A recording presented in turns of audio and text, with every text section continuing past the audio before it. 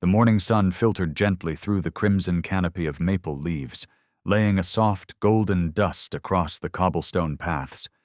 Like a quiet sigh of peace, Elmridge Central Park was just as it always had been. Tidy, hushed, as if the entire little town had signed an unspoken pact with time itself to let every moment glide by slowly and tenderly. The soft clack of wooden clogs on stone, the warm voice of a coffee cart vendor greeting locals with his familiar smile, the rustle of sparrows calling across the willow trees near the lake. Together, they made up a quiet symphony, one that could only be heard if someone stood still long enough to listen. Elmridge wasn't a noisy town. People lived like they always kept a corner of their hearts open for the calm of morning.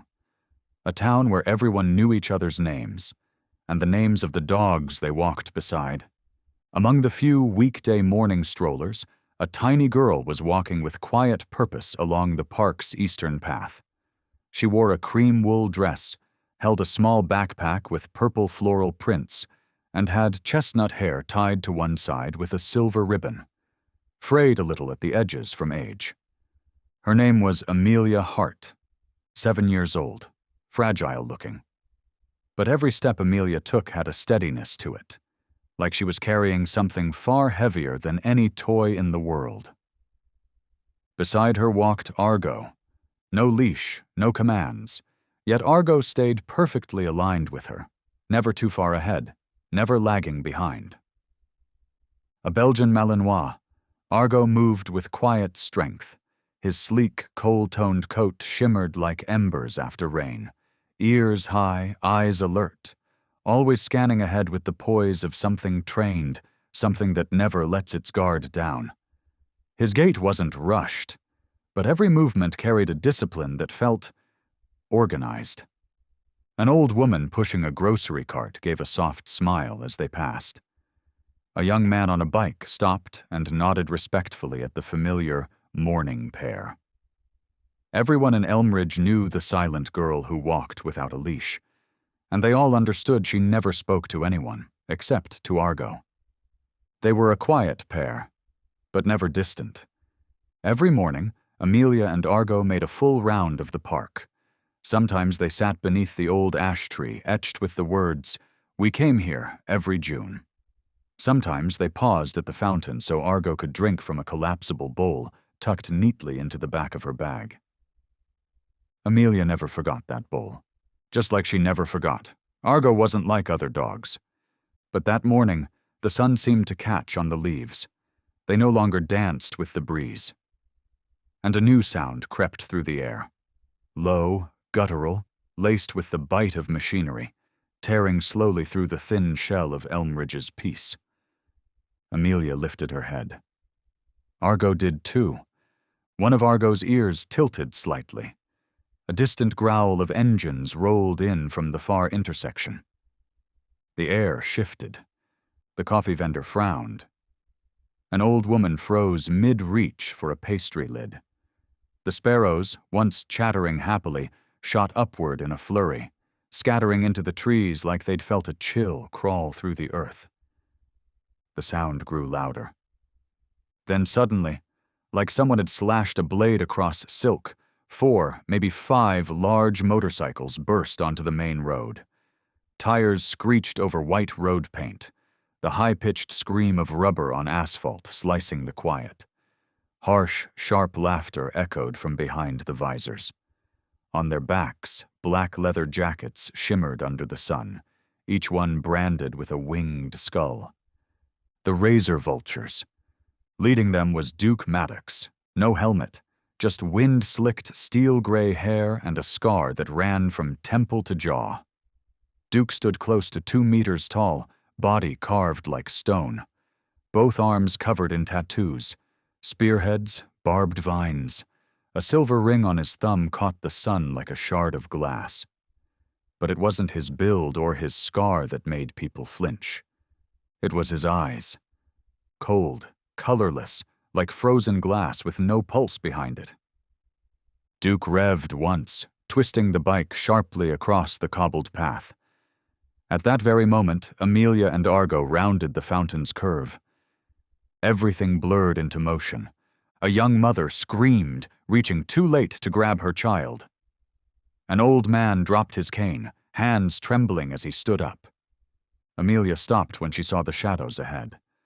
Argo stepped forward half a stride, placing himself between her and the threat. His head lowered, muscles coiled in instinct. Duke saw them both. He didn't slow down, didn't lift his foot from the throttle, didn't even blink. Then, one sudden pull on the gas. The engine howled, the bike spun sideways, and the metal beast veered directly toward where Amelia stood. And in a moment as thin as breath, his arm shot out. A blow, straight to the girl's chest. No warning, no reason. It wasn't for a reason. Duke did it because he wanted to. Amelia flew off the cobblestone edge like a rag doll hurled against the pavement. The crack of bone echoed, a dry, snapping sound that rang out across the open air. She curled inward, both hands clutching her left arm, now bent in a way no arm should ever bend. Her cream sweater turned dark, soaked in a spreading patch of red-brown that bloomed from elbow to wrist. A scream ripped from Amelia's throat, small, sharp, strangled, yet it sliced through every corner of the park. And then silence. No one moved. No one screamed again. No one stepped forward. Every gaze was frozen on the tiny shape curled on the ground, on the roaring wheels around her, and the massive man bracing one boot beside his nearly 200-kilogram motorcycle eyes, drifting downward with chilling indifference. "You shouldn't have been standing there," Duke muttered. His voice was thick, gravelly, like smoke curling off wet coals. He bared his teeth. But it wasn't a smile. It was the grin of a man who'd seen too much blood and learned to find entertainment in it. He turned toward the pack of bikers now surrounding the scene like vultures in leather and steel. A few snorted, a few glanced at the girl, and then looked away just as fast. No one stepped in. No one said a word. A breeze passed through carrying the sharp tang of fuel and metal smearing even the sunlight into a murky haze. And then, a sound. A small one, barely audible, like the creak of leather tightening, like the low breath of something waking from a long, quiet sleep. Argo. The dog didn't bark, he didn't growl, he just rose to his feet, spine straight, ears pointed, and in that instant his eyes changed. Gone was the gentle gaze that had licked Amelia's fingers every morning. Gone was the calm, patient watchfulness he used to scan passing strangers. What surfaced now was sharper, harder, unforgiving.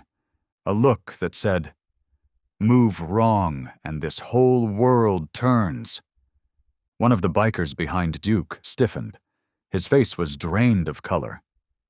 "Duke, that dog, he's K9, the man whispered. But the warning came too late. Argo stepped forward. No command, no signal, no handler's voice. Each footfall was deliberate, firm enough to leave an imprint in the earth. Not rushed, not frantic, but precise, so precise it chilled the spine. Anyone who had ever served in war, in riot control, in anything close to chaos would recognize that walk in an instant. That wasn't the gait of an animal. That was the advance of a soldier. On mission. Duke saw Argo, but he didn't budge. Maybe he didn't believe a dog could make him retreat. Maybe he'd forgotten. Some creatures aren't born to bark. They're born to end things. Argo stopped, just under 3 steps from Duke. And then he growled. Not loud, not long, but the sound cut clean through the marrow of everyone still watching. It wasn't rage, it was a warning. A sound that only needed to be heard once. Enough to silence an entire biker gang, enough to tighten every throat in the park. Duke lifted one foot, took half a step back. His hand reached for the metal baton hooked to his belt. But before his fingers could close around it, a blur, a flicker in the air, like lightning fired from earth instead of sky. Argo lunged. No hesitation, no error. The leap was clean, a perfect arc of muscle and memory, power focused into one brutal point. Jaw pivot, hip torque, target locked. He struck the one place Duke was weakest, the side of his neck, just below the jawline. A wet crunch. Duke seized up, frozen like a live wire. The baton clattered to the ground, its a cold ring echoing across the pavement. A mother screamed. A coffee cup shattered. A child began to cry. Argo held on. He didn't release. He maintained pressure for 2 long seconds, then shifted, pivoted his weight, and slammed Duke to the ground. The man hit the concrete with a thud that stole the air from his lungs. His eyes bulged. His breath stuttered. Blood seeped from the bite, spreading across leather like red ink soaking into paper. Only when Duke stopped moving completely, his limbs slack, breath shallow, gaze vacant, Argo let go. No growl, no bark. He simply turned around and began walking back toward Amelia. Each step left a red print behind. Not fast, not proud, but heavy as if he was carrying the pain of a child who hadn't even had time to grow up before she was forced to learn what it meant to endure. Amelia was still curled up on the ground, her eyes wide, shimmering with unshed tears. She wasn't crying anymore. She just stared at Argo as if trying to ask a question that didn't yet have words. And Argo, in that moment, never looked away. Both of them were still in the middle of the park, where people had started to stir again. Someone called for an ambulance. Others whispered quietly, clutching their children's shoulders and avoiding the blood-soaked K9 vest on Argo. But all of that faded into the distance for Amelia.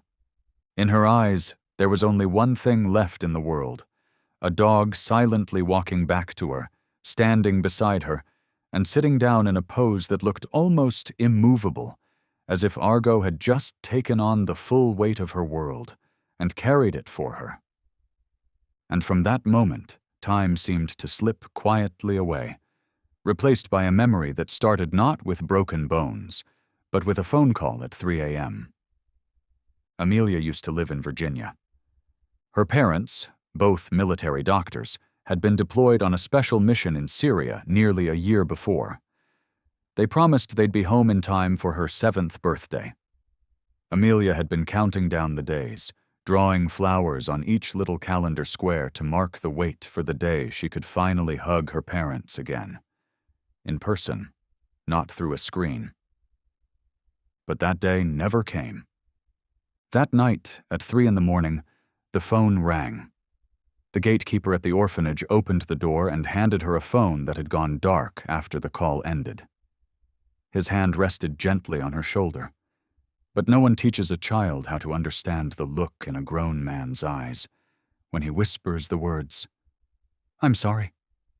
The next day, she was placed on a plane, flown across the country to stay with her grandmother, a woman Amelia had only met twice before, and never for more than 5 minutes. Her name was Joan Hart. She lived in Elmridge, in an old wooden house with a long front porch and moss-covered roof tiles. Behind the house stretched a wide yard that ran all the way to the edge of the forest, a space that used to be a training ground for working dogs for more than 2 decades. Joan didn't speak much. Her face was carved with the years and the discipline of military service, but her eyes, sharp, calm, always watched Amelia with a kind of quiet awareness. Not too close, not too distant. Amelia didn't talk either. Since her parents passed, she kept a little notebook, sketching out what she wanted to say, but never writing words. The things in her head felt locked away, not because she didn't know how to speak, but because every time she tried, her throat would tighten.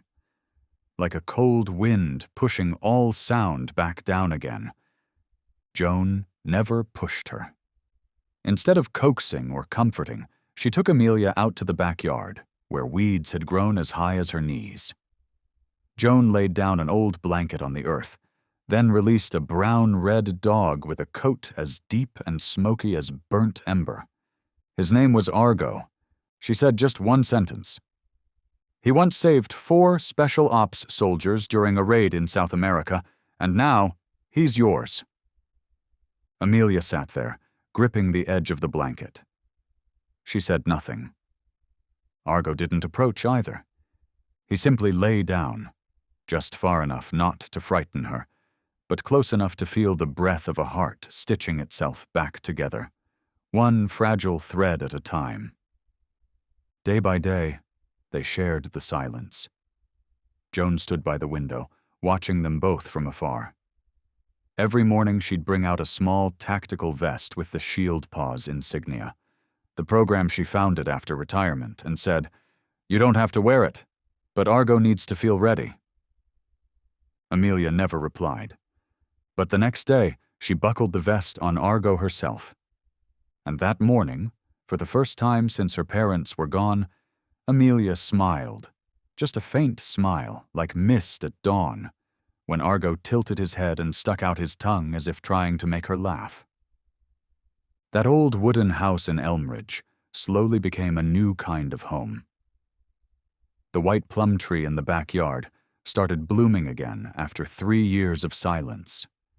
And through the tall grass, every step Amelia took was shadowed by a silent figure, never barking, never leashed, never straying even half a step. Because Argo wasn't a guard dog. Argo was the last safe place left in Amelia's world. Joan knew that. She didn't need to ask. She didn't need proof. Because everything she had poured into Argo, everything she had devoted her life to building through the Shield Paws program, was now breathing, living, and protecting the very heartbeat of her granddaughter. Joan was once a colonel, the highest-ranking officer in the National Guard's K-9 unit. No one could remember the last time she wore her uniform, but the way she stepped out of the house each morning, back straight, silver hair pinned tightly behind, made people instinctively fall silent and step aside.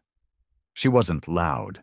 She never bragged about her years commanding some of the most legendary working dog teams. But those who had served with her remembered this clearly. Joan Hart was the kind of woman who could stop an entire Special Forces squad with nothing more than a tilt of her head and a stern glance. After retirement, Joan didn't choose to rest. Instead, she founded a program called Shield Paws, a radical idea that faced rejection in its early days. Pairing retired K-9s with children from difficult backgrounds was considered dangerous, emotional, uncontrolled. But Joan never backed down. She understood a kind of strength others refused to name. She had once seen a war orphan sit for 3 hours beside a 3-legged dog. No talking, no crying, just resting a hand on the dog's shoulder, whispering something only the two of them could understand. She had watched an anxious girl take her first step outside in years because a dog was walking ahead of her, pausing every few paces to make sure she was okay. Those things couldn't be measured. But Joan believed in them, and she gave the rest of her life to protect that belief. Argo was one of those soldiers. He had served in a covert raid to dismantle a weapons smuggling ring in the South American jungle. During a mission breach, his team was ambushed by a planted explosive. One of the wounded men only survived because Argo had dragged him from the blast zone, bitten through the enemy's belt strap, and signaled their location with sharp, staggered barks. But the explosion damaged Argo's back leg. The injury didn't stop him from walking, but it was enough for the evaluation board to mark him unfit for service. Joan had arrived at the recovery facility that day. She stood watching Argo from a distance. Argo didn't look back, but he walked straight toward her anyway, stopping right at the line where sunlight met shade. He bowed his head just slightly, An old battlefield greeting, exchanged between warriors who didn't need words to understand each other. She didn't ask questions. He didn't need an introduction. Joan placed her hand gently on his head and whispered, "That little boy needs you more than anyone who's ever held a gun." It was Joan who decided Argo wouldn't stay in rehab. He wouldn't be reassigned to another unit. Because Argo wasn't a tool, and he wasn't a discarded weapon. He was the last breath of a belief she had spent her whole life building, for a child who had lost her entire world, just as he had once lost his team. To Joan, nothing was ever random. Everything had its reason. She chose Argo for Amelia, not because of his record, but because of his eyes. In that one short moment, his gaze carried not just the instinct to survive, but something softer, the quiet look of someone who had made it through loss and knew how to kneel beside someone else's pain. And now, as Argo lay his head on Amelia's lap every night, his breathing steady, his ears twitching with every sound outside the window, Joan knew. She had made the right call. Shield Paws wasn't a program. It was a final chance for those broken by war, by grief, or by forgetting to become a hero again, not through medals, not through body armor, just by being trusted. One more time. Joan had always believed that, but her body, after decades of strict routines and silent endurance, had started to betray her. At first, it was just a slower pulse each morning, then a few restless nights, a pressure on her chest, like an invisible hand pressing down and pulling away without a trace. She told no one. She didn't get it checked. People who've seen war often carry a strange habit. They endure pain in silence, as if weakness were a crime, even long after leaving the battlefield. Then, one autumn morning, just as she was making tea, her hand faltered. The mug slipped from her fingers and shattered into 3 pieces. Joan collapsed beside the wooden chair near the window. Argo's bark tore through the house, sharp, loud, unlike any sound he had ever made before. Amelia ran in, her small legs stumbling over the rug. She didn't scream. She didn't cry. She just dropped to her knees and gripped her grandmother's hand, still cold and growing colder. The ambulance arrived in under 10 minutes. But to Amelia, those 10 minutes lasted longer than any countdown she'd ever known. At the ICU of Elmridge Hospital, the doctors said it was acute heart failure, a silent knife, sudden and exact. They said Joan would need to be watched closely. They said she couldn't speak for now, but she had left something behind. A letter, tucked inside a small oak box on top of the fireplace, the place where Joan kept the things she never said out loud. Eli Navarro was the first one they called. He arrived disheveled, hair unkempt, shirt wrinkled, eyes that hadn't slept in 3 days. Before leaving the K-9 force for undercover work, Eli had trained Argo for 2 full years. He had taught him how to read a heartbeat from across a room, how to navigate through absolute darkness, and more than anything, how to be silent at the right time. Joan once said that Eli wasn't like other trainers. He never shouted, never used a whip. Eli only said what was necessary, did only what was needed, and stayed just long enough for every dog he trained to understand. This man wasn't going to walk away when the session ended. When Joan entrusted Argo to Amelia, Eli was the only one who understood that it wasn't just a professional decision. It was her final act of trust. In the handwritten letter she left behind, the lines were shaky, but still straight. Eli, if you're reading this, it means I didn't make it in time to say this aloud. Argo has taken my place in protecting Amelia, but the girl will need more than that. She needs an adult who won't disappear when things get hard. I trust you, and if anyone is strong enough to carry a promise I couldn't keep, it's you. Eli folded the letter gently, his fingers tightening slightly as his eyes lifted, staring through the thick hospital glass at Joan's motionless form, surrounded by IV lines and blinking monitors. The wooden house behind him now felt hollow. Argo lay at the edge of the porch, head resting between his front paws. No one told him to stay. No one called him back.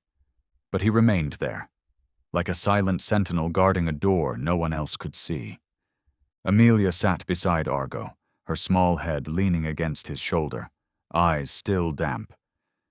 And in that moment, that strange, still moment when nothing seemed to move, something quietly shifted, like a river carving a new path beneath the soil, like grief beginning to transform into a vow that no one would be left behind, a vow that what was started would be carried on, even if the first one to begin it had already fallen. On the far side of Elm Ridge, beneath the basement of an old bar that used to be a World War II warehouse, heavy wooden doors stayed sealed behind curtains of dust. Inside, a low amber light cast shadows over jagged cracks in the concrete ceiling. No signs, no doorbell. But anyone who walked the underground paths knew this was the heart of the Razor Vultures. Razor Vultures weren't just some loud, reckless biker gang revving through downtown. They were a network. A machine with silent gears, with branches creeping into freight transport, illegal electronics trade, backdoor investments in public infrastructure, and even backroom control of construction contractors in 4 neighboring towns. At the center of it all, Duke Maddox. He wasn't the shadowy, soft-spoken kind of kingpin.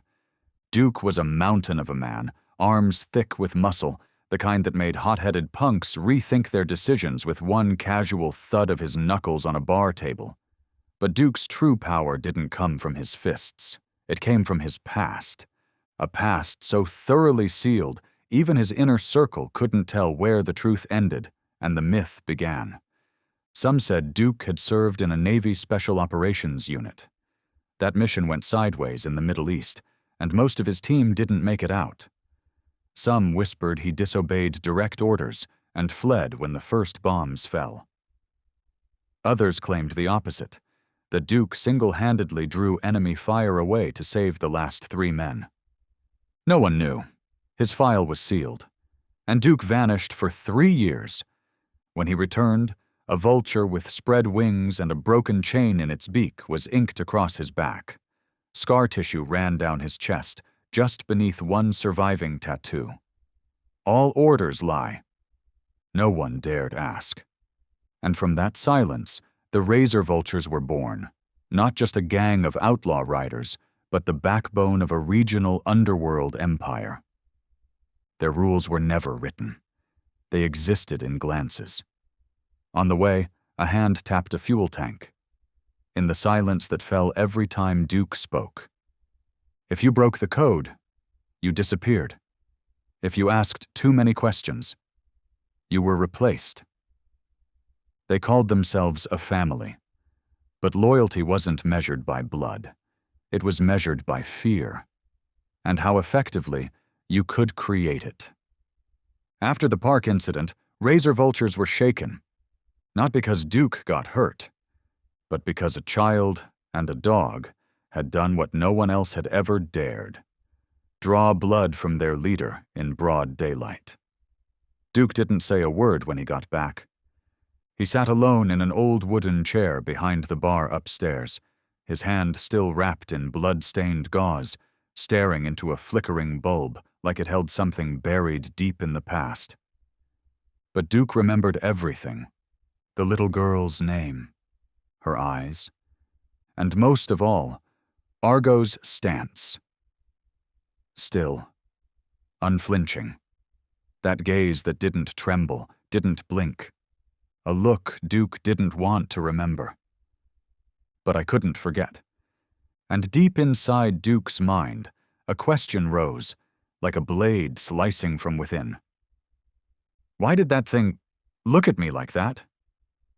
No one in the Razor Vultures knew who Duke called after midnight that night. But 1 hour after the call, every file on the Shield Paws program was downloaded to their private server. An hour later, Argo's photo, blown up and sharpened, was pinned to the corkboard in their war room. A dog, a little girl, and an organization once dismissed as harmless was now a threat. Duke didn't declare war with words. He signaled. One knock on the table, one nod, and darkness began to move. The gash in his neck had been stitched shut. 6 sutures. The bleeding had stopped, but in Duke's eyes a new fire had been lit. Thick, smoky, the kind that only war knows how to birth. No one spilled Duke's blood, not a dog, not in front of civilians, and especially not under the eyes of a sickly little girl whose silence felt more haunting than a scream. Duke didn't yell. He didn't break things. He simply walked into the gang's meeting room and threw a map onto the table. 3 locations marked in red ink: the headquarters of Shield Paws, Joan Hart's house, and the small home where Amelia and Argo now lived. He placed an unlit cigarette on the table. Then, finally, he spoke. I want anything connected to this name erased from this town. The room fell into a silence so sharp you could hear the dust settle. No one moved. Until a voice, low, uncertain, cut through the stillness. Duke, she's just a kid, and Shield Paws is legal. We don't need to go that far. Duke looked up, not angry, something heavier. Jax, the man who spoke, had been one of the oldest Razor Vultures. He'd ridden beside Duke since the beginning, never disobeyed. But this time, he stepped back. And 2 other men stepped forward, gripping his shoulders. Duke repeated the words slowly, like they tasted of gunpowder. We don't need to go that far? He leaned forward. Let me remind you, where my blood hits the ground, the government has no say. That's Razor Vulture's territory now. No one laughed. No one breathed. Jax tried to open his mouth again, but didn't get the chance. The first punch crushed into his jaw. The second cracked his ribs. The third, slammed from behind, sent him crashing to the floor, howling in pain. Duke didn't even glance back. He just walked out. And with a voice like a knife through cloth, said one last thing. Anyone who sides with them is no longer one of us. They threw Jax out into the alley. Crushed. Blood trickled from his teeth, pooling in the cracks between garbage and concrete. He groaned a name, someone's name, but no one came. From the shadows at the far end of the alley, a man watched it all. Eli Navarro. His eyes didn't blink. Not out of pity, not out of anger, but because he had just heard what he needed. Duke wouldn't stop, and Shield Paws was standing on the edge of a cliff. Eli turned, slipped back into the night like a ghost made of fog. Ahead was a war without trumpets or headlines, only quiet souls trying to protect the last good thing left on this fractured land. Eli Navarro lived between 2 worlds. To the Razor Vultures, he was Duke's right hand. Cold, sharp. The one who showed up on time, drove like hell, and never lost his nerve. To the State Internal Affairs Bureau, he was an embedded operative, 3 years deep. His real name is buried in triple-locked files. In dreams, Eli sometimes forgot how many faces he'd worn, but no matter the disguise, one thing never changed: his memory of Argo. Eli had trained Argo for 2 years in the southern Colorado base, where summer cracked the concrete and winter bit through bone. Argo was different, not because of speed, not because of accuracy, but because of that look in his eyes. Argo didn't look at people like masters. He studied them, like he was waiting for humanity to prove itself before he'd obey. The day Joan chose Argo for shield paws, Eli didn't object. He stood beside the dog, rested a hand on his back, and whispered, "This time, don't let her down." Now, everything was circling back. Eli was no longer standing in a training ground. He was in the middle of a ticking powder keg, a gang on the verge of launching a silent war. And the first names on their hit list were Amelia, Argo, and a program born from the belief of a woman he owed more than gratitude. That night, Eli returned to his rented room above an old mechanic's shop. Second floor, peeling walls, a single wooden desk, one chair, and a yellow bulb that swayed in the breeze like a tired metronome. He locked the door, put on a soft country song, one of those forgotten tunes that sounded more like wind than music, and walked over to the cabinet. Inside it, a thin wooden box. He opened it carefully. A button-sized recorder, a portable hard drive, and a disposable phone with no SIM card, used only once. Eli plugged in the gear, placed the earpiece gently in his ear, and listened to the voices recorded in that afternoon's meeting. "Erase them from the town. No one sides with them and lives." The audio was clear, sharp. But it wasn't the words that chilled him. It was the silence afterward. That silence was commitment, not hesitation. He encrypted the file, sent it off to the central agency with a high-frequency burst. A moment later, a message flashed on screen. "Received. Do not act alone."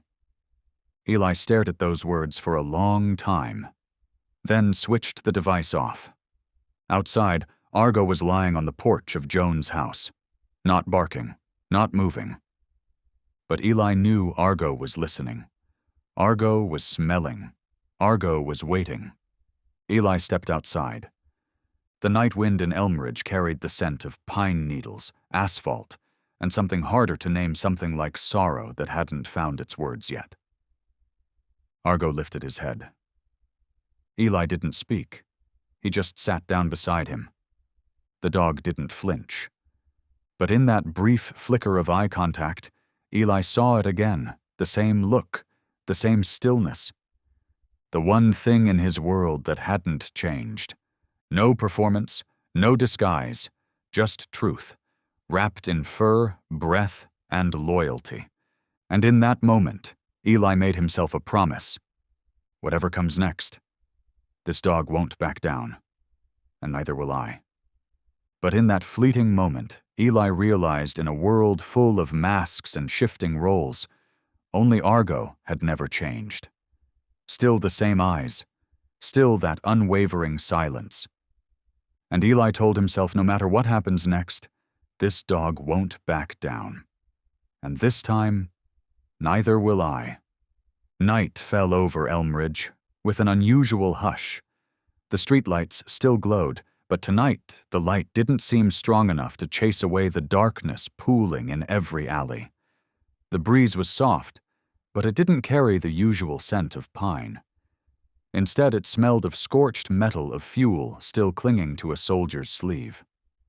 On the western edge of town, Shield Paws sat tucked into a quiet patch of woods.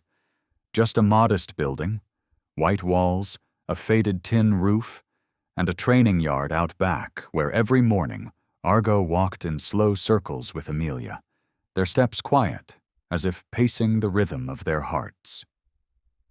Amelia had fallen asleep. Her small room, granted as a temporary stay after Joan was hospitalized, sat near the equipment shed. Next to her wooden bed, a thin wool blanket pulled up to her chin, Argo lay stretched out, his eyes half closed, but his ears twitched with every sound the silence offered. Around 2 a.m., as the digital clock blinked a new hour, a soft click echoed from the backup power box. No flashing lights, no alarms, just darkness. Sudden. Cold. It blanketed the entire center. Amelia opened her eyes. She didn't scream. She simply sat up, her tiny hand reaching instinctively for Argo's shoulder. And Argo had already risen, 1 second before her. He moved to the door, no sound, nose lowered, back arched. His gaze, no longer soft or warm, had shifted into the hardened stare he wore on battlefields, when gunfire cracked the sky and enemies hid behind mist. A window shattered. Heavy boots thudded against the linoleum floor of the lab. Amelia trembled. Her fingers searched under her pillow for the flashlight switch but found nothing. Only her own ragged breathing and the realization that her sweater was too thin for a night like this. The door swung open.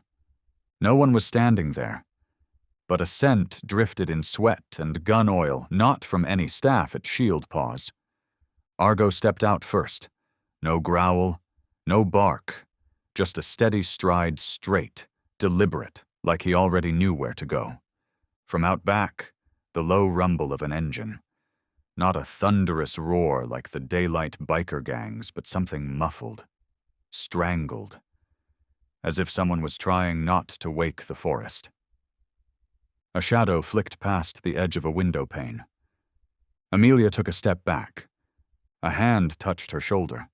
She spun around and saw Eli standing there, hair tousled, eyes taut with sleepless urgency. "Don't panic," he whispered. "Follow Argo, just trust him." She nodded. Argo glanced at Eli, just for a second, enough to acknowledge. Then turned and moved, leading them into the main hallway.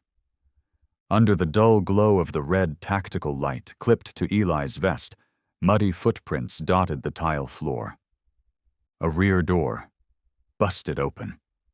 A security camera, yanked down, wires dangling. In the room just steps away from where Amelia had been sleeping, a laptop sat wide open, a photo of Argo frozen on the screen. Scrawled beneath it, in thick black marker, "Take him alive!" Eli's jaw clenched. Argo kept moving ahead, until he reached the end of the hall, the exit to the back lot. For one brief moment, Argo's shadow stretched long across the tile solid, unmoving, a silent vow that whoever crossed that door tonight would not leave untouched. Then a crash. The back door flew open, racing footsteps, the sharp stench of accelerant, gasoline, and oil-soaked rags. From the dark, a man burst in face hidden beneath a black hood, a Molotov cocktail swinging from his grip. He didn't look around. He ran straight for the records room where the entire history of Shield Paws and the full dog-child pairing files were kept. Eli shouted, raised his weapon, but the man had already lit the fuse. The blue flame danced atop the bottle, flickering in the man's eyes like the gaze of a demon. Then, from a place no one could see in time, Argo launched forward. No growl, no warning. Just the blazing silhouette of a true warrior, ripping through the darkness like a lightning with a purpose. The biker didn't even realize what hit him. The Molotov flew from his hand, smashed against the wall, sparks erupting like dying fireworks. Argo struck with a bite straight into the man's right arm, the scream that followed sharp and raw. The thug toppled backward, skull hitting the steel desk with a sickening thud. Unconscious, motionless. Flames began to crawl, but Eli was already there, slamming his jacket over the scattered embers before they could reach the stack of files. "Argo!" Amelia cried out, voice trembling, breath caught like wind behind glass. The dog rose but staggered slightly. A stream of blood ran down Argo's right side, soaking into the vest. A bullet had grazed him during his leap to shield Amelia from the flames. No one saw who fired, but Eli knew. It wasn't random. Amelia rushed to Argo, her tiny hand reaching, then pulling back as it touched warm blood. She didn't cry. But her wide eyes that already knew loss, shook with something new. A fear she didn't understand, only that it mattered. Eli knelt, checking the wound. It hadn't penetrated deep, just a long tear across the skin. But it would hurt. and Argo had lost blood. Argo's breathing came heavy, no whimpering, just steady eyes focused now only on Amelia, as if to say, "I'm okay." Then, gently, Argo lowered his head into the girl's lap, closed his eyes for 1 second. Not from exhaustion, but to reassure her he was still here. Sirens rose in the distance, blue and red lights flickering at the far end of the forest road. Eli stood upright, scanning the area. The facility was no longer safe. They knew, and this was just the first shot. No orders needed, no explanation. Just a silence, heavy and clear, as instincts sharpened by war snapped into place. Eli sprinted down the west hall to the room where Amelia and Argo had been staying. The girl sat near the door, no longer frightened, but fiercely clinging to the dog breathing shallow at her feet. Argo lifted his head as Eli approached.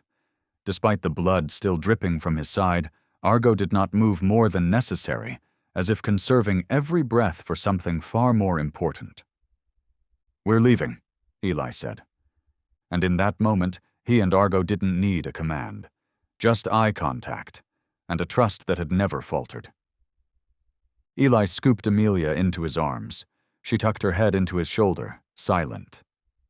Argo followed slowly, blood trailing behind him across the smoky tiles. They passed the auxiliary training rooms, once filled with barking, laughter, and the bond between kids and rescue dogs. Now silent. Smoke curled through every crack in the door frames. Eli unlocked the rear garage using the emergency override. He yanked back a tarp, revealing an old SUV prepared in advance. No plates, no markings, but enough to carry a life away from the blade now descending. He placed Amelia in the back seat. Argo climbed up without help, though one leg faltered hard when it hit the floorboard. Still, the dog didn't let her see it. Argo rested his head in her lap, ears alert, standing guard over a sleep that hadn't even begun. Eli started the engine. The headlights cut through the thin forest fog. Behind them, faint motorcycle echoes bounced through the trees, growing closer. They didn't have time to think, only run. The road out to Elmridge's southern edge was deserted. The tires bit into the wet ground, leaving behind long, muddy scars like wounds running backward. At the fork, Eli turned left, then another left, and finally they stopped in front of a cabin hidden beneath thick overgrowth, once a Shield Paws staging site, forgotten by everyone except Joan. No one came here anymore. It wasn't on any map. Inside, a few dusty crates, a first aid kit, and a small bed blanketed in cobwebs. Argo lay beside Amelia. Though the wound still bled, his gaze never left the front door. Every sound outside, whether falling leaves or shifting wind, was logged by a mind trained to protect. Eli sank into a wooden chair across from them. In his hand was a flash drive, holding everything salvaged from the system audio files, images, evidence, and a list of everyone connected to Shield Paws who'd been threatened or disappeared without a trace. He knew one wrong move, and everything would crumble. But he also known if they didn't fight now, no one would get another chance. The weak beam from his flashlight swept across the wall, landing on a dusty photo. Joan standing beside Argo back when the dog was still whole, still unscarred, still untouched by the warmth of a child's hand. Eli looked up at it, then whispered, "I won't let them take what you believed in." And in the dark, Argo's eyes stayed open, a promise made without words. Because some warriors don't need armor. They just need to stand beside the right person.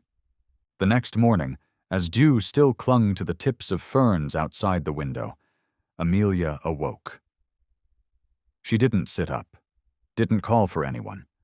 She simply lay still, her small hand gently resting across Argo's shoulder. The dog curled tightly beside her, breathing steady but heavy. old blood still staining the bandage wrapped around his body. On the wooden table next to the bed was a yellowed envelope, its edges soft with time. In faint but deliberate handwriting were the words, "To Amelia, if the day ever comes when you need to know why." Eli had said nothing when he placed it there the night before.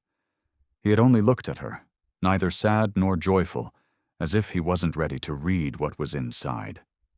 Amelia opened the letter with trembling fingers. A faint scent of old paper rose up the smell of memory, of time itself, and of something sacred that couldn't quite be named. Joan's voice appeared through the ink, steady, but never cold. "Dearest Amelia, if you are reading this, I may no longer be by your side, but I hope, within that small heart of yours, there's still enough room for a quiet story about your parents and about Argo. Your parents, Sam and Elin, were the bravest people I ever knew, not because they knew how to fight, but because they knew how to love in the most brutal of places.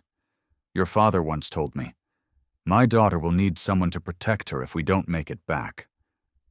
And your mother, she took my hand and pointed at Argo's picture.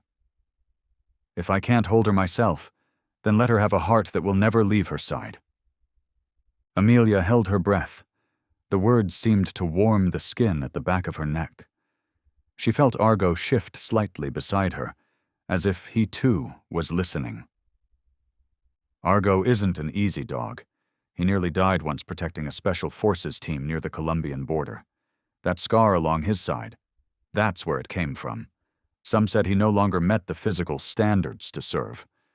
But I knew, a heart that never betrays is never outdated. I chose Argo for you not because he was the strongest or the smartest, but because I saw him, what I saw in you too, a quiet kind of courage, the kind that doesn't need to prove anything, that doesn't need applause, only the right time, the right person, and the right reason. A single drop fell onto the page. Amelia didn't know if it was hers or Argo's, maybe both. If there ever comes a day when you feel lost, remember this. You were not born just to survive. You were born to reconnect what's been broken. You don't have to understand everything. Just stay long enough, stay real enough, and what's meant to return will find its way. The letter ended with a crooked signature, Joan's old hand no longer steady, but every word still strong enough to hold a world inside the reader's heart. Amelia folded the letter and held it to her chest. She didn't speak. She only leaned down and rested her cheek on Argo's head, where the fur was still soft, still warm, still smelled faintly of earth and gunpowder. And in that moment, something lifted from her like fear, like emptiness, like the ache of all the years spent not knowing how to fill the silence. Because now she knew the reason. Not a reason to be afraid, but a reason to stand up. Argo stayed beside her, still unmoving, but every breath he took beat like a drum, steadying Amelia's entire world. Every inhale pushed her doubts further back. Every exhale planted a seed of trust. Eli sat just a few feet away, chin resting in one hand, eyes fixed on the window. But in his mind, he was somewhere else, seeing Argo in a place far from this quiet room. The South American rainforest. Dense, humid, a place where sunlight never touched the ground. That mission. Argo had gone in with a team targeting a drug camp hidden in the jungle. Everything was going according to plan. Until it wasn't. Gunfire erupted, trees fell, tear gas clawed into shirts and throats. A young soldier, on his first combat mission, was hit badly trapped behind a rock outcropping. The team had to pull back, but Argo didn't. He turned around. No command, no handler tugging a leash, just a look in his eye and a screaming instinct that someone hadn't made it home yet. They found the soldier the next morning, unconscious and bleeding out. And Argo lay across the man's chest, awake, unmoving, his coat soaked with blood no one could tell whose. That story would be told again and again among K9 units. A miracle, they'd call it. But what they never knew was what happened after. Since that day, Argo began having nightmares. He would jolt awake at night, eyes wide, body trembling, a growl stuck in his throat like he was still there, still in the dark. And even when he came to Amelia, the nightmares never truly left. Many nights, Amelia would wake not from her own dreams, but from Argo's silent pacing around the room. No sound, no touch, just a loop of quiet patrols, as if guarding ghosts no one else could see. Sometimes, he'd stop in the corner, ears drooping, gazing at something she couldn't see. And then a sound, a barely there hum in his throat, like a whisper from another world. Amelia never asked questions. She simply got up, walked over, and placed her hand gently on Argo's back. Her hand was tiny, warm, and it always found the exact place where that old shrapnel scar lived. Argo never looked back, but his breathing would slow, his legs would soften, and only when Amelia leaned in and pressed her cheek to his neck would both of them lie down again. A little girl who had lost her entire world, and a soldier, discarded for being too loyal. That morning, as the first rays of sunlight slipped through the dusty window of the cabin where they'd taken shelter, Argo still lay beside Amelia, his back pressed against the edge of the bed, eyes closed, ears alert. Every shallow breath that lifted and fell across the bandaged wound on his back was proof of one thing no one needed to say anymore. Argo hadn't given up. And Amelia knew, deep down, if the day ever came when Argo no longer walked beside her, it wouldn't be because he'd stopped fighting. It would be because he had passed that silent sword on to her, and now it would be Amelia's turn to rise just like Argo once did. The next morning, the small room was bathed in a layer of light as thin and delicate as rice paper. Eli stood by the window, coat loose over his shoulders, eyes locked on something far beyond the ridgelines outside. The coffee in his hand had long gone cold, but his fingers still gripped the cup, like it was the last anchor to hold him before the decision he had to make. Argo lay on the floor, wound, still dressed, head resting gently on Amelia's leg. She was fast asleep, one hand still placed softly around his neck, rising and falling with every breath he took. Eli watched them, two souls never meant for war, yet always forced to fight like warriors. "Enough," he whispered, not to anyone in particular, just to himself. A truth said aloud to make it real. An emergency meeting was called that afternoon, deep beneath an old barn, once Shield Paw's backup headquarters back when Joan was still strong enough to lead. Familiar faces appeared, retired officers, veterinary doctors, K9 handlers who had once trained alongside Argo. They wore exhaustion like armor, but the moment they saw Eli, something flickered in their eyes again. Eli stood in the center, his voice low but clear, like a siren cutting through midnight. He told them everything: the attack, Argo's injury, Amelia nearly being killed, and Duke Maddox's plan to wipe Shield Paws off the map for good. "We have no choice now," Eli said, each word falling heavy onto the cold cement floor. "It's time we drag his entire empire into the light." Silence followed. Then one hand rose, then another, and more after that. No one shouted. No one clapped. They simply nodded the kind of nod that meant, "We know the cost, and we're ready to pay it to protect what's still worth saving." Meanwhile, across town, Duke Maddox sat in a repurposed warehouse, now converted into a command post. He scanned the surveillance feeds, armored vehicle routes, maps of hidden facilities, and lists of Shield Paws personnel who had once operated in the open. "Now we know where they all are," Duke muttered, his lips twitching like an old scar. "By tomorrow night, There won't be anyone left standing. Just then, a biker approached the same one who'd snapped Argo's photo during the previous assault. He hesitated, ready to speak, but Duke lifted his hand. No need. Just do it. And under that dim yellow glow, he drove a thumbtack into the wooden board behind him, pinning a single map in place. At the very center, written in red ink, was one name: Amelia. They weren't trying to scare anyone anymore.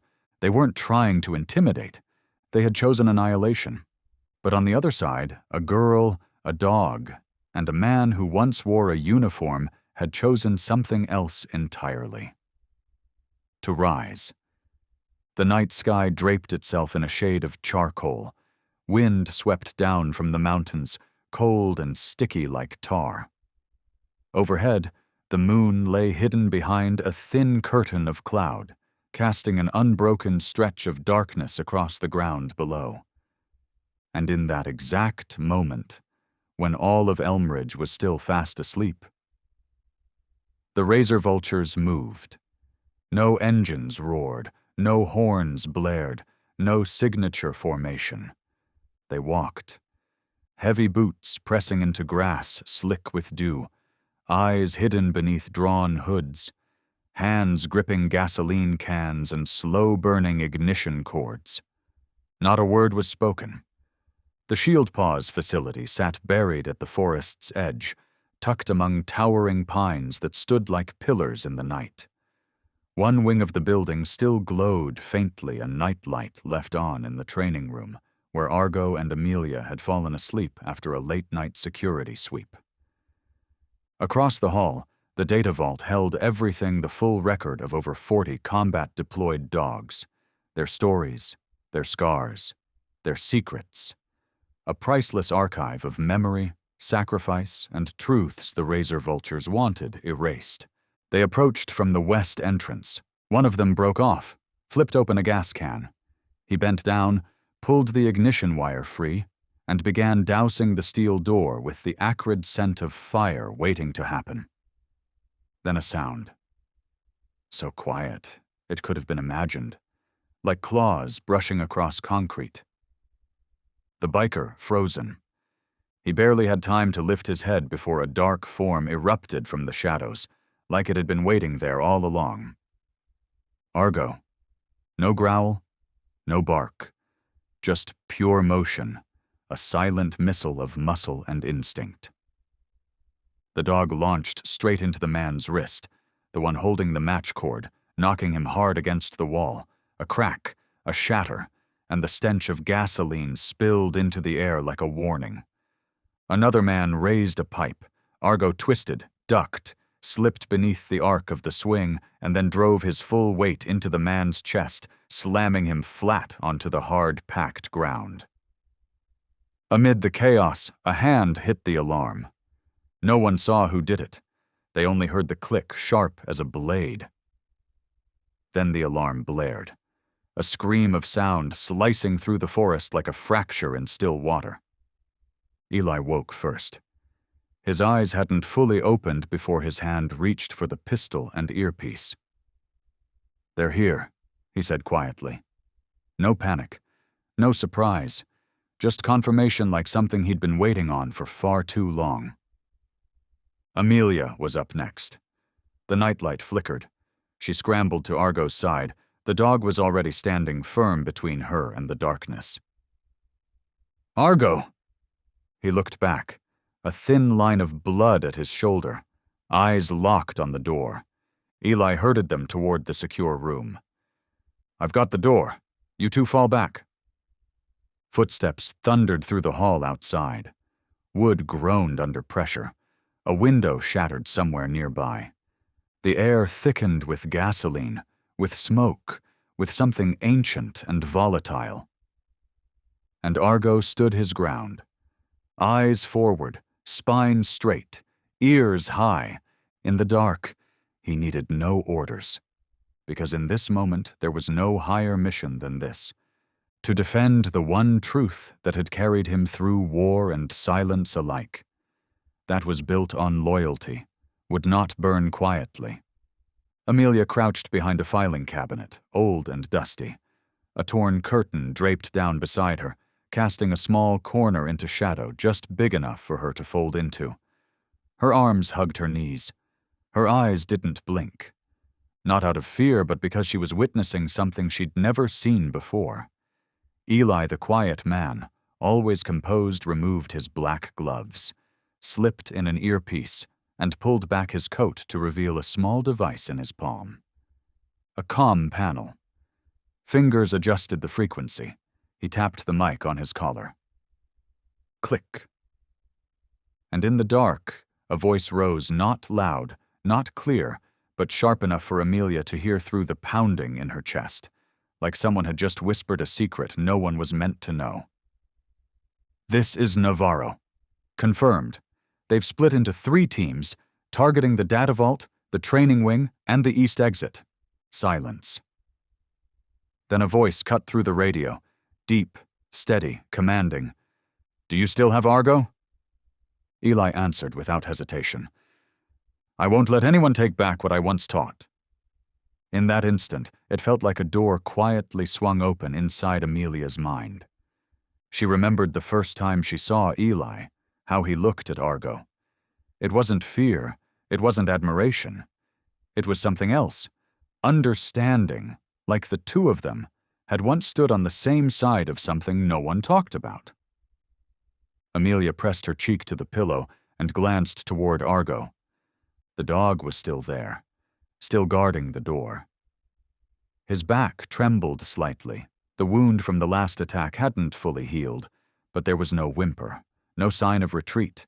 Every breath was slow, measured, alert, like each inhale was counting down the distance between a threat and the one he had to protect. Eli closed the device and stepped toward her. We need to move, he said quietly, eyes locked on the hallway.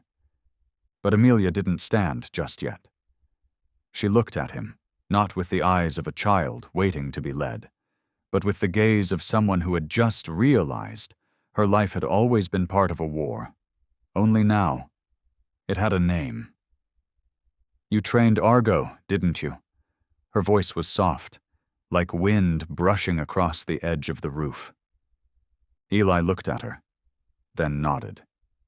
Not a big nod, just enough to be true. And now I'm doing the opposite, Amelia whispered. I'm reminding him why he's still fighting. No more words were needed. Amelia stood. She reached out, placed a hand gently on Argo's back. Let's go, boy. Argo turned. His eyes lit up, not with fire, but with something even stronger, loyalty that would not be shaken. Eli pushed the door open. 3 shadows stretched across the hallway floor, a man carrying truths he'd never spoken, a dog carrying memories of sacrifice, and a little girl who'd never chosen this war, but never once ran. Some truths don't need permission to exist. They just need a reason to keep walking. And tonight, that reason was moving forward. The hallway led to the rear yard, where red-blue flashes spilled from police lights. Smoke still hung low. Engines outside the gates growled like wolves waiting for a signal. Eli led, fingers brushing the pistol under his coat. Argo walked beside Amelia. He didn't bark, didn't growl, but every step he took felt like it weighed the safety of the earth itself. Then, a gunshot, a single crack, sharp enough to cut the night in 2. The bullet missed, but not by much. It tore through the silence like a warning drawn in flame. Amelia frozen. The wind stalled. No one spoke. Argo moved. From the right, hidden behind a barricade, a biker had raised his weapon again. Argo darted. His instincts took over. He leapt. The bullet hit. Right in the shoulder, not fatal, but enough for the blood to spill, thick, dark, soaking into the tattered vest that had served him through countless battles. Amelia screamed. But it wasn't the kind of scream that breaks quietly. It shattered, raw, sharp, like the first rain after years of drought, falling onto a cracked hillside. "Argo!" The dog stumbled. Just once. But he didn't fall. He didn't make a sound. He didn't flinch. He turned, not toward the man who shot him, but toward Amelia. His eyes burned with a quiet light, like the final flicker of a candle refusing to go out. And in that look, Amelia broke, not from fear, not from pain, but because, for the first time since her parents were taken, someone chose to stay. Someone chose to hurt, so she could take one more step. She collapsed beside Argo. Her hands trembled, pressing down over the blood that wouldn't stop. Her voice cracked, small, dry, like wind brushing against a window pane. "Don't leave me. Please don't." Argo took one heavy breath. His ears twitched, once lowered, then rising again, as if the only sound in the world left was her voice. And in that breath, there was a message. He had never planned to leave, even if another bullet came, even if it tore deeper. He would still stand in front of her until he couldn't anymore. Eli rushed to them. He pulled both into the rear tech room, locking the steel door behind them with one hard pull. Footsteps grew louder on the other side. Amelia still knelt beside Argo. Her hands, covered in his blood, wouldn't stop shaking. But she didn't let go. And Argo, body trembling with pain, lowered his head onto her lap. Argo's eyes still held that same look, like a stubborn flame clinging to the last breath of a dying wick, and that look made Amelia cry, not because she was afraid, not because it hurt, but because, for the first time since her parents were gone, she felt someone choosing to stay, choosing to take the pain, just so she could take one more step forward. She collapsed beside Argo. Her hands trembled, not knowing what else to do except press down on the spot where the blood kept seeping through. Her voice faltered, soft, brittle, like a breeze brushing against cold glass. "Don't leave me. Please don't." Argo exhaled, one long breath. His ears drooped, then lifted again, as if, in that moment, the entire world narrowed down to the sound of her voice. And inside that breath was something like an answer. That he'd never once thought about leaving. That even if another bullet tore through him, he would still stand in front of her. Until he simply couldn't. Eli rushed over. He pulled them both into the back tech room, slamming the steel door shut with one hard yank of the lever. Outside, the footsteps were getting closer, sharper, faster. Amelia stayed kneeling beside Argo. Blood covered her small hands, but she didn't let go. And Argo, trembling so badly his pulse quivered beneath his fur, laid his head in her lap. A silent vow pressed gently into her legs. "I'm still here." Outside, the gate was about to give way. Inside, only minutes remained, but with a dog that refused to fall, and a little girl who, for the first time, let herself cry. Maybe that was enough. Enough to rise. Enough to stand again. 3 days later, at the Elmridge Town Hall, a place that had never been this packed. The air inside the wide, wood-paneled room felt different. This wasn't one of those usual meetings about repaving roads or fixing a school roof. Every face carried a quiet tension. Part doubt, part dread.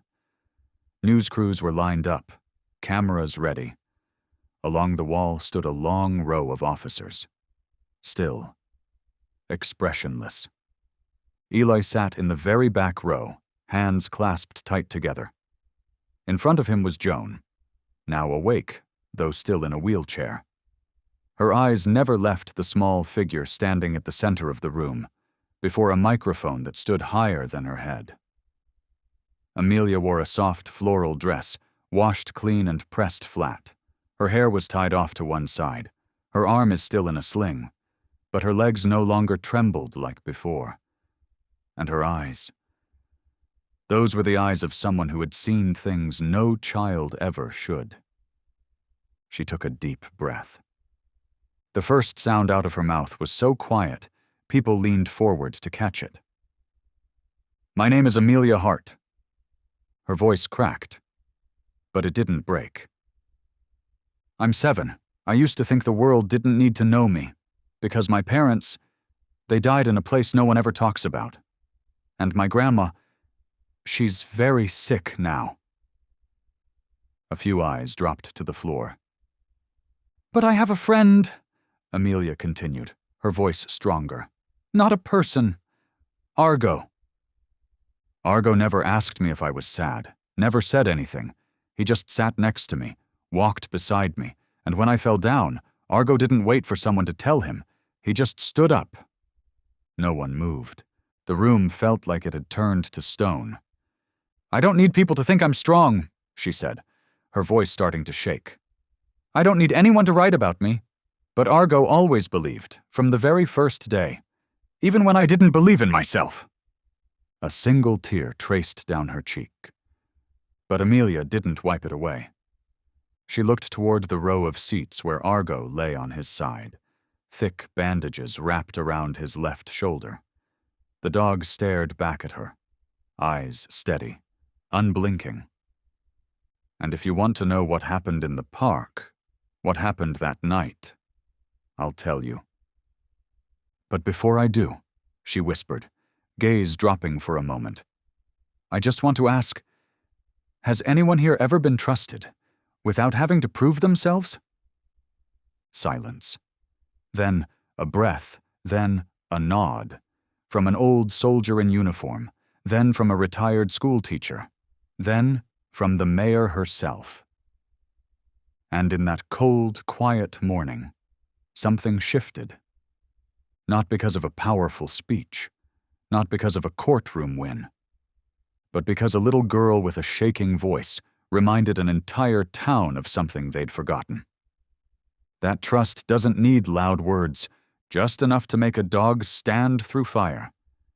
And a child step forward through stairs without waiting for someone to lead the way. Amelia had barely stepped down from the podium when Eli rose from his seat. Eli didn't look around. He didn't search for anyone's gaze. He simply walked up to the podium and placed a silver USB stick on the table, like someone quietly returning something they borrowed long ago.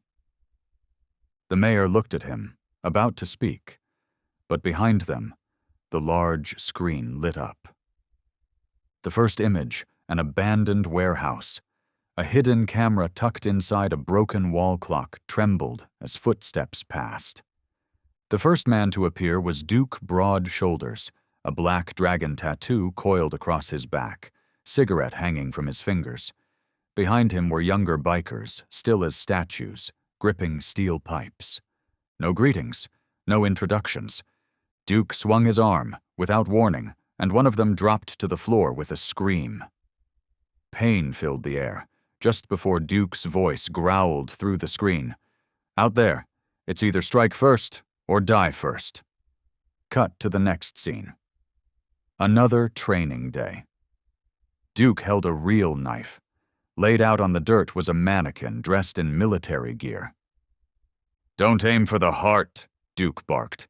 "Aim for the gut. Make it live and hurt."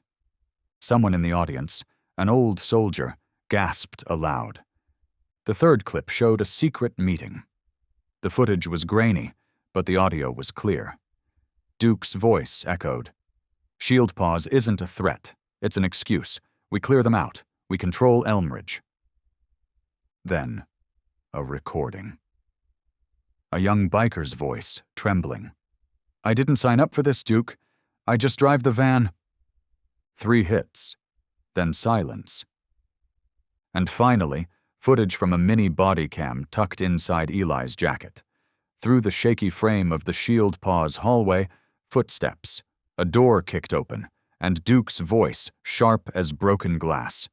"Grab the girl. That dog's a symbol. Kill it, and we erase that whole worthless program." The room fell into silence. No one sat upright anymore. The mayor stepped forward, hands trembling as he picked up the USB. Amelia stayed seated in the front row, her hand gripped tightly around Argo's leg.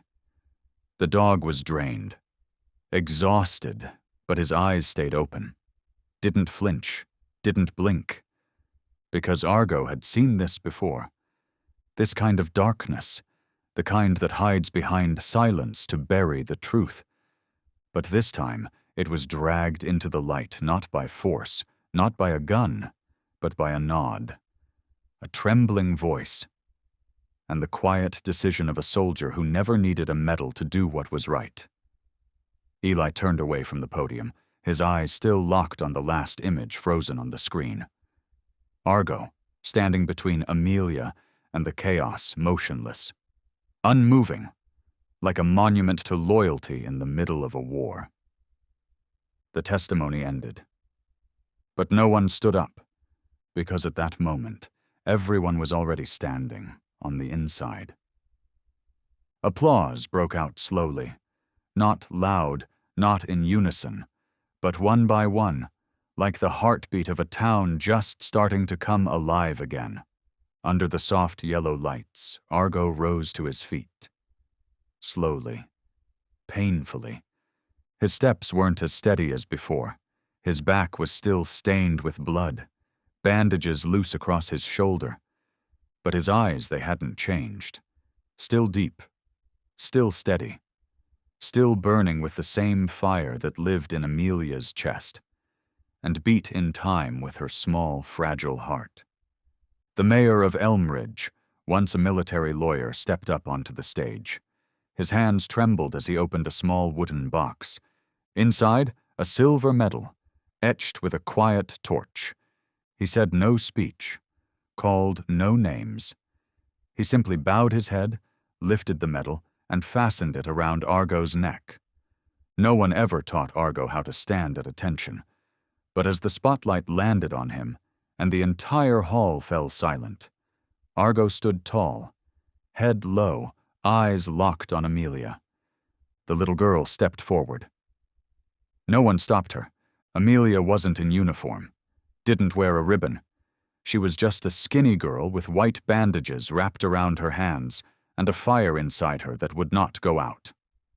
She stood beside Argo, placed a hand gently on his neck, then turned to the crowd.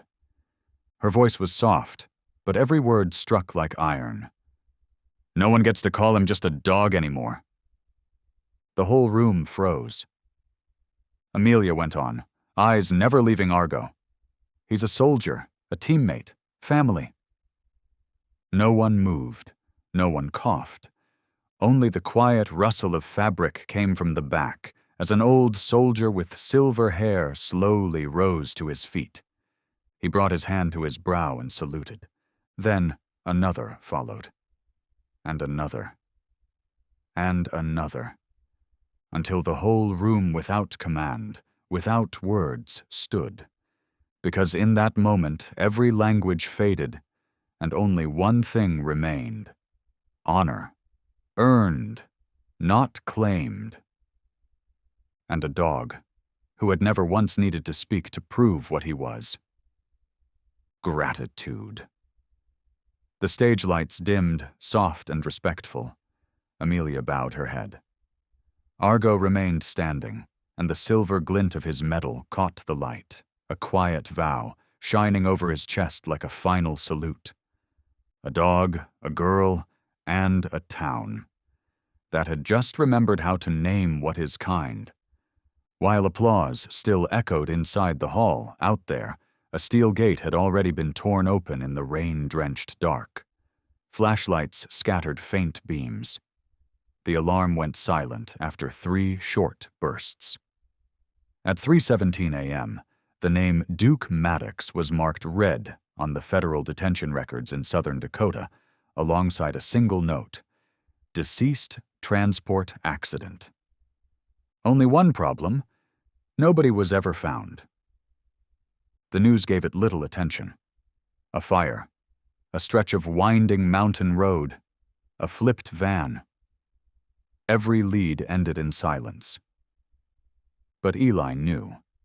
And Argo, with the kind of instinct that had never failed him, knew too. Something had returned. Not with noise, not with threats, but with a cold, creeping void just behind the shoulders, right where the streetlight couldn't reach. Duke hadn't escaped to flee. He'd escaped to prepare. He no longer cared for power or loyalty, no longer rallied bikers or revved-up engines. The only thing left in his eyes was the image of a girl, sitting in a town hall, one hand resting gently on a battered German shepherd's head, and naming something he'd never had. Trust. This time Duke wasn't after Argo.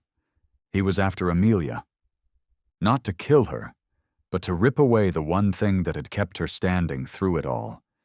Because Duke had figured it out from that day in the park, to that night at the center, to this morning in front of the crowd, that Argo wasn't just a protector.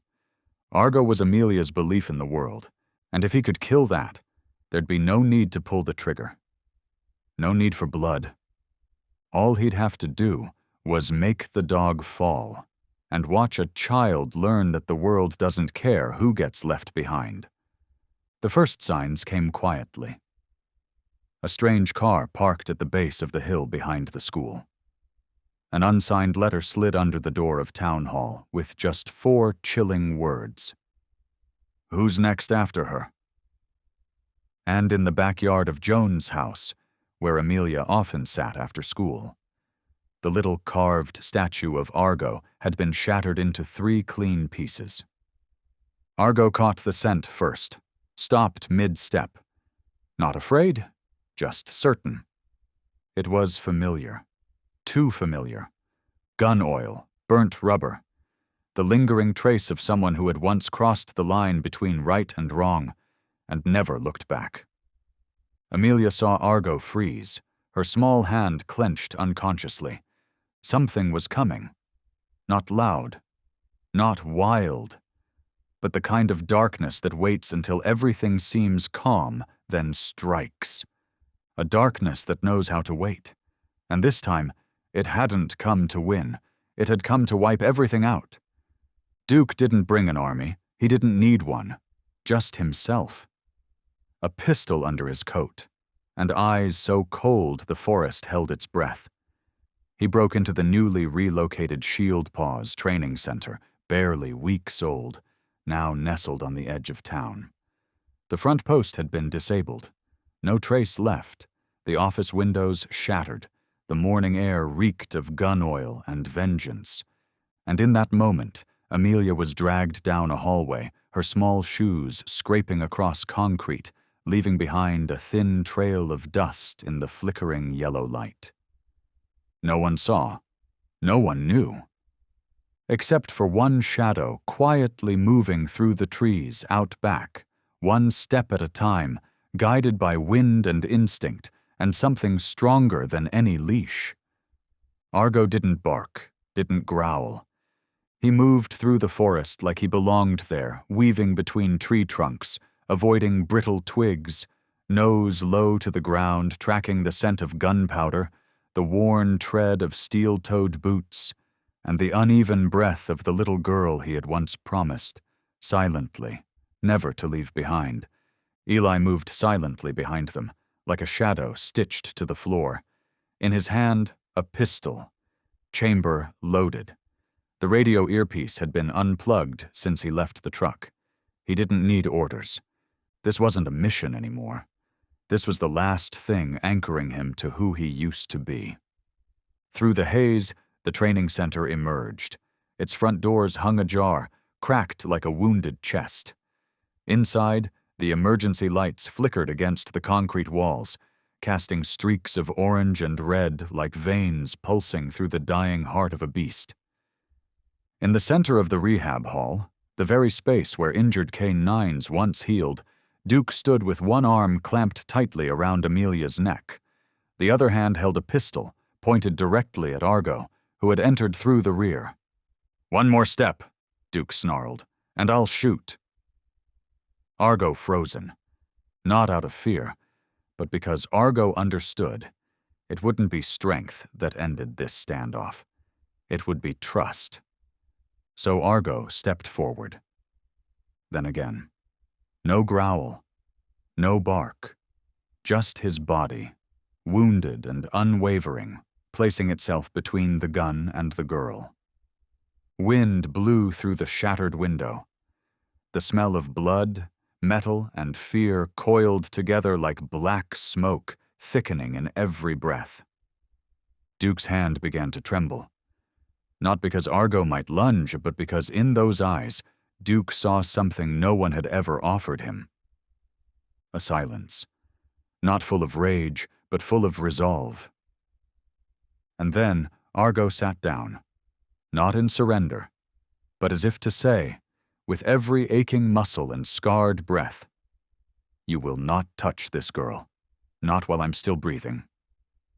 From the shadows, Eli stepped into the light. His gun was down, and his voice came low, almost like the wind speaking from the trees behind them. "It's over, Duke." Duke didn't fire, didn't bolt. He just sank, not from a bullet, but from the only force he'd never learned to resist. Faith.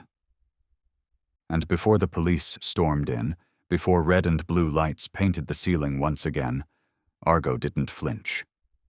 He turned his head slightly, locked eyes with Amelia, and in that simple look, he asked, "Are you all right?" And for the first time all morning, Amelia gave a tiny nod. No tears, no whimper, just that one small answer. Because Argo was still here, and that was enough. Eli kept his hand near his waist. The pistol is still unholstered, not raised, not stored away. His eyes stayed on Duke, on the man's breathing, on the twitching of a hand that still clung to the weapon like it was the last thread keeping him from unraveling completely. Duke wavered. That massive frame, once built of hate and fire, now hunched beneath the weight of something heavier. A second ago, he was a god with a finger on the trigger. Now, he was just a man with shaky legs and eyes wide with disbelief, staring not at Eli, but at Argo. The dog didn't charge, didn't retreat. He simply stood. Still. Like he knew one more step and it would all be over. Eli tilted his head. A barely visible motion. No sound. But Argo noticed. His gaze shifted. And then the gunshot came. Not into flesh, not for blood. A warning shot, shattered against the wall. Metal shards and brick dust burst into the air, a noise sharp enough to slice through everything unsaid in the room. Duke jolted, as if something had snapped inside him, or maybe cracked open. His eyes rose, meeting Argo's once more. There was no challenge there, no fury, just one question. Low, rough, rusty like gears that hadn't turned in years. "Is that thing really just a dog?" The wind slipped through the trees and spilled into the room like a breath long held back. Inside, time slowed. Eli didn't answer right away. He took a step forward, eyes never leaving Duke, and then, in a voice soft as wind brushing across a still lake, he said, "Number, he's what you never had the courage to become." Duke collapsed. No one forced him. No one shouted commands. He dropped to his knees. The gun slipped from his hand, spinning once before stopping at Amelia's feet. And in that frozen instant, time hit bottom. Then rose, carried on the back of absolute silence. Argo stepped forward, slow and steady. But he didn't growl, didn't bare teeth, didn't even look at Duke. Argo just stood next to Amelia, head tilted, calm, waiting, as if telling her, "It's your choice now." And Amelia, the same little girl who hadn't spoken a word for 2 whole years after losing her parents, gently lowered herself, placed her hand on Argo's head, and whispered something only he could hear. The wind kept blowing. Duke kept kneeling. And for the first time in his life, he didn't see himself above anyone.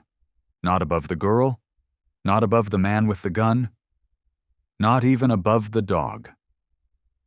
Because right now, standing there in the quiet, there was a dog who stood like a soldier, a girl who stood like a guide, and a man who once wore two faces, now left with only one path. No applause, no sirens, just stillness, and the choice to follow what was right. The next morning, a soft veil of mist clung to the northern ridge of Elmridge. The sun didn't blaze. It glowed, gentle and low, like a deep breath released after a long, restless night. Outside the door of the local vet's intensive care unit, Amelia sat unmoving on a wooden bench, her head resting on folded arms. Next to her, Argo slept, a sleep deeper and more peaceful than any since his return from the battlefields of South America. No fours, no sedatives, just her presence, and a strange stillness cradling the soul of a dog once hardened by fire and ash. The veterinarian, an older man who had treated hundreds of service dogs, silently flipped through the test results. The wound on Argo's shoulder, just one night after surgery, had already begun to seal. No signs of infection, no abnormal reactions. Nothing they feared had happened. "We only helped a little," he murmured to Eli, the two of them standing behind the glass. "The rest, he chose on his own." Eli nodded. His gaze didn't move from Argo's ears, which twitched faintly as a breeze whispered through the doorway. The noise outside didn't stir him, but Amelia's tiny hand, resting gently on the fur at his neck, that made Argo's tail flick, as if he were dreaming of something. Safe. In that dream, there were no more gunshots, no more jungle pursuits, no more nights guarding the fallen in a frozen foreign dark. Only a soft scent from Amelia's old wool scarf and the rhythm of her breath, steady against his side as she drifted beside him. Together, they were like two pieces of something broken, now healing simply by being near each other. No one said it out loud, but everyone in the room felt it. This wasn't just physical recovery. This was healing of a different kind, the kind no stethoscope could measure, the kind that seeps slowly through scars too old to bleed. Amelia didn't speak. She just kept brushing the fur at Argo's chest, where blood had stained only yesterday. Each stroke was careful, tender, like she feared blinking might prove it all just a dream. But Argo was still there, not whining, not flinching, just breathing, long, deep, and steady. And for the first time since everything happened, Amelia leaned back against the wall and let her eyes close, allowing herself, at last, to rest. Inside that room, there were no medals, no cameras, only a soldier who had returned from the edge of death, and a little girl who had lost her whole world, now realizing that somehow she still had a part of it, just a part. But the part she needed most. That same morning, the mist still hovered thin over the hillsides of Elmridge. The wind rustled gently through the grass, carrying the scent of incense and freshly trimmed wildflowers. A small cemetery sat quietly at the end of a gravel road. No sirens, no machines. Just the chirp of sparrows and the calm gold hush of early light. Eli stood before a simple headstone, its stone gray and softened by moss. The inscription read, "Joan Hart, 1952 to 2024. The teacher of warriors who never carried guns." He didn't bring flowers, only a small bundle of incense sticks, wrapped carefully in an old shirt sleeve. The same shirt Joan once gave him, back when he was Shield Paw's very first recruit. The flame touched the tip of the incense. It burned red for a moment, then gentled into smoke, curling upward into the breeze. "You once said soldiers like us didn't need weapons," Eli whispered, eyes on the stone. "Just a reason to keep going." The wind stirred stronger, lifting the new gray at his temples. "I saw it, Joan," he said quietly. "That reason." Eli sat on the stone step below the grave. From his inside pocket, he pulled a faded letter. Joan's handwriting still firm, though the paper had yellowed with time.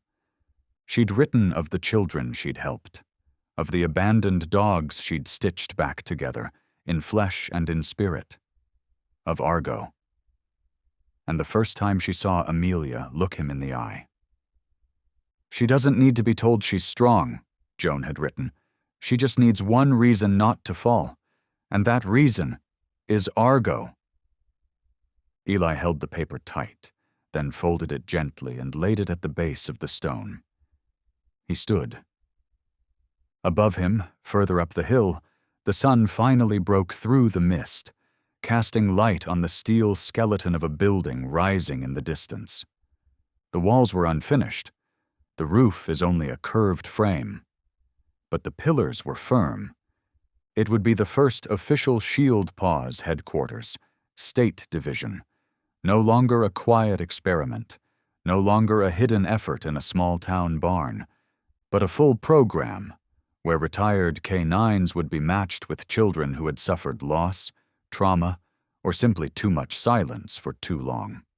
"I'll take it further," Eli murmured, eyes still on the rising structure. "To every county, every town, every school, every child who's ever thought they had no one." And somewhere deep inside him, he could still feel Joan smiling. No applause, no monuments, just the sight of lives once drained by war, once abandoned in the dark, now stepping into the light, together. A little girl and a dog walked in front, and behind them, an entire generation that had never given up on the belief that healing wasn't a luxury. It was something worth living for. That morning, the sunlight wasn't harsh. It was soft, just enough to coax the white daisies lining the walkway into bloom. The sky above Elmridge felt freshly laundered by the night's rain, clear and quiet, in a way that almost felt sacred. The newly renovated Shield Paws Training Center, once an old warehouse, now stood proudly with red brick walls, a charcoal gray tile roof, and glass doors reflecting rows of maple trees turning gold. At the entrance, a wooden sign had been mounted with a simple inscription: Shield Paws, Center for Recovery and Connection. And beneath it, in smaller lettering, for those who were never called by their true name. Inside the courtyard, rows of white chairs stretched out neatly. Each one was tied with a pale blue ribbon. The front row was reserved for children, some with chronic conditions, others healing from trauma. Each child had a guardian beside them, and in their eyes shimmered something brighter than the morning sun. Hope. In front of them stood dogs, big and small, black and golden, sleek or shaggy, but all wearing the same silver-colored leash, engraved with a name and service number. These were not ordinary dogs. They were K-9 veterans, survivors of patrols and perilous missions. And now they stood still, not restless, not alert, just waiting, quietly, as if sensing something profound was about to begin. Then the main gate opened. Polite applause rippled through the crowd. Not loud, not dramatic, just respectful. From the path between the trees, Amelia appeared. Her hand rested gently on Argo's back. Argo walked slowly but with purpose, his hind leg still marked with the scar of healing, but his posture unchanged. Argo didn't lower his head, nor did he raise it high. He simply moved forward, steady and calm, as if every step was making space for something better to exist. Amelia wore a plain white dress. Her hair was braided neatly, her face serene. She didn't smile, but her eyes were bright, clear enough to speak the 1,000 things she'd once had no words for. Up at the podium, Eli stood waiting, dressed in a black shirt, silver tie, and a modest badge on his chest. When he saw Argo approaching, he gave a small nod. Not as a commander, but as someone who had once placed all his faith in a four-legged soul and had never once been let down. When Amelia and Argo reached the front row, she stopped. No one cued her, but the audience fell silent. She bowed slightly, not in ceremony, but in gratitude. Then she turned, placed a hand over Argo's chest, and began to speak. "He wasn't trained to be a friend," Amelia said. Her voice was soft, but every word was crystal clear. "He was trained to keep others safe, even when no one asked, when no one certified it, and when no one ever gave him a medal." A long pause. "But today, if any of these dogs here ever believed they were forgotten, ever felt like they no longer mattered." She glanced around, voice trembling gently. "Then please remember this. Every step you took, every breath you kept, is the reason a kid like me is still alive." A small hand patted the back of one dog sitting nearby, then another hand joined. A sniffle, a tear-filled stare. There was no anthem playing, no fireworks, just a single sacred moment when a girl who had lost everything and a dog who had once been left behind stood side by side as if they'd never been apart. The pledge that morning needed no grand declaration, just a bowed head and a slow wag of a tail, soft, quiet, but enough for the world to understand. Some things don't need official titles to be sacred. They already are. That day, the sky over Elmridge was so blue, so clear, it almost made one forget that just months earlier, this place had witnessed a raid, a firelit night, and cries that never quite became words, echoing off old, crumbling walls.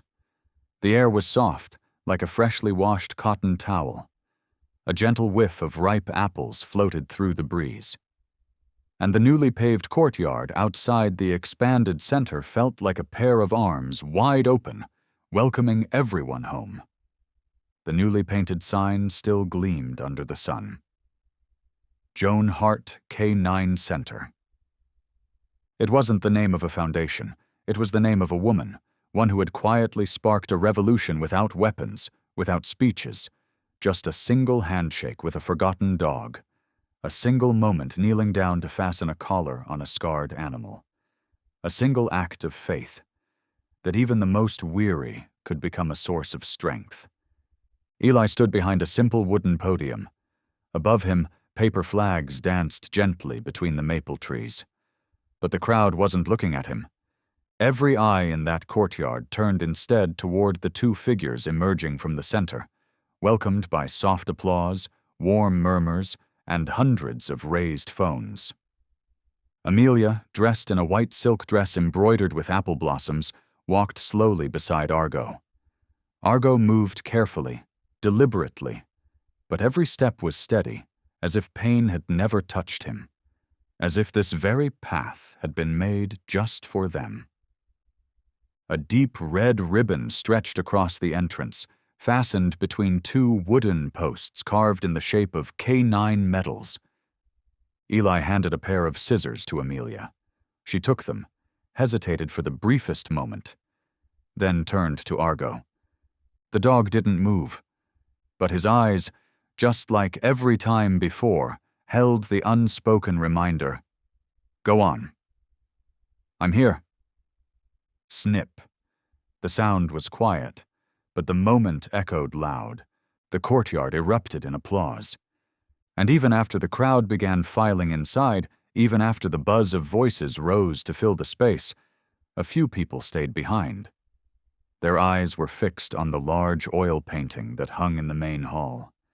It showed an apple tree in bloom, the first spring after 3 bitter winters.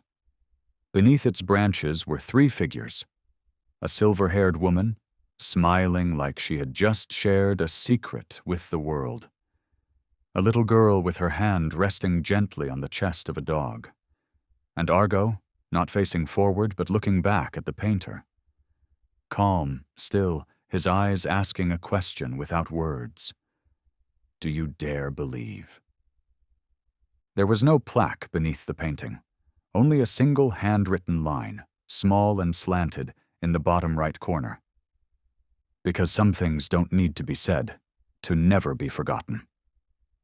That same morning, up on the second floor of Elm Ridge Middle School, sunlight streamed through maple leaves and etched dappled shapes onto the classroom floor. The teacher was explaining molecular structure, drawing diagrams in white chalk, when Argo suddenly stood up. He didn't bark, didn't howl. He just bolted straight to Amelia, nudging her hand firmly. 3 seconds later, Argo was sitting upright in front of her, ears raised, eyes locked onto the girl's face. At the 7th second, Amelia tilted her head slightly, then swayed. Her pen slipped from her fingers and rolled to the floor. She collapsed, gently, not dramatically, but Argo moved faster than reflex. He dropped his body beside her, pressing close, cushioning her fall. The chair tipped backward and hit the ground with a soft clatter. And then silence. Not a single scream, not a footstep. Just 20 wide-eyed students, frozen, all watching the same thing. Argo, positioning himself to keep Amelia's head from hitting the desk, his eyes scanning her breath like a lifeline. The seizure was mild, no convulsions, but Amelia's face had turned pale, her lips trembling. When her breathing steadied, it was Amelia, still curled against Argo's back, who moved first. One hand rested on his shoulder, the other pressed gently against the cool tile. And then she sat up. No one spoke. Time stretched, quiet and infinite. Then, from the back of the class, a boy, usually shy and hunched, stood up and began to clap. Just once. Then the girl beside him, then the rest of the room. The applause grew, not loud, not forced, but honest. The kind of clapping that blooms from witnessing something quietly. Monumental? Amelia smiled. Not a bright, showy smile, but a small, teary-eyed one, the kind that breaks open the chest like sunlight after winter. She leaned in close to Argo and whispered something only he could hear. And if you were near enough, you'd hear it too. I'm okay now. And Argo, just like all the times before, gently lowered his head onto her feet, light as an exhale. But in those deep, obsidian eyes, anyone watching could see one simple truth. No fall is ever final if you know there's a dog waiting to catch you before you hit the ground. That afternoon, sunlight poured softly through the last branches of the apple trees. Leaves drifted down, twirling in the air, as if asking the earth if it was ready to receive them. Argo lay curled on his side, his head resting on Amelia's legs. His eyes were half closed, but his ears twitched now and then, as if he were still standing guard over the world, even if there was nothing left to protect. Amelia sat still. One hand hung low, fingers lightly tracing the fur at Argo's neck. Each breath he took was like a heartbeat in time, slow, full, unhurried, the gentle score to a closing scene that needed no words. A piece of paper fluttered to the ground beside them. Face up. On it was a penciled circle, drawn with clumsy but careful hands, the kind only someone paying true attention would recognize as Amelia's handwriting. Inside the circle was a sketch of a little girl sitting beside a dog. No border, no spotlight. Just two small figures tucked quietly beneath a blooming apple tree. At the bottom of the page, a single sentence was written. We don't need anyone to know who we are, as long as we never leave each other. A breeze passed through. It didn't carry anything away, just nudged the paper slightly before letting it settle. An apple dropped from the tree. It rolled once, twice, then came to rest right next to Argo's paw. He didn't move, but one ear flicked upward, the last quiet signal that he was still listening. There was no applause, no curtain call, just a long shadow stretching across the hill, and two silhouettes lying side by side, one shaped by a past full of scars, the other slowly learning how to step into a future. And between them, something that needed no explanation, not based on roles, not defined by names. Simply, love. In the right place, at the right time, strong enough to make sure neither would ever have to fear winter again. Thank you for staying with us until the very last moment. Argo wasn't just a German shepherd. He was a symbol of everything beautiful and enduring: loyalty, courage, and unconditional love. Through a journey that many would have given up on, Argo never turned away. And because of that, a new path opened, not just for Amelia, but for every soul that's ever buckled under the weight of loss. Argo's story reminds us that sometimes healing doesn't arrive in words. It comes in presence, a gaze, a head resting softly on your lap, a quiet tail wag, on the days when hope seems gone. If you have a dog, hold them tight tonight. If not, maybe somewhere out there, a four-legged warrior is still waiting to be called by their true name. Because love, even in silence, always finds its way to the heart. And German shepherds like Argo, they're still out there, writing small, sacred stories every day if we only stop and listen.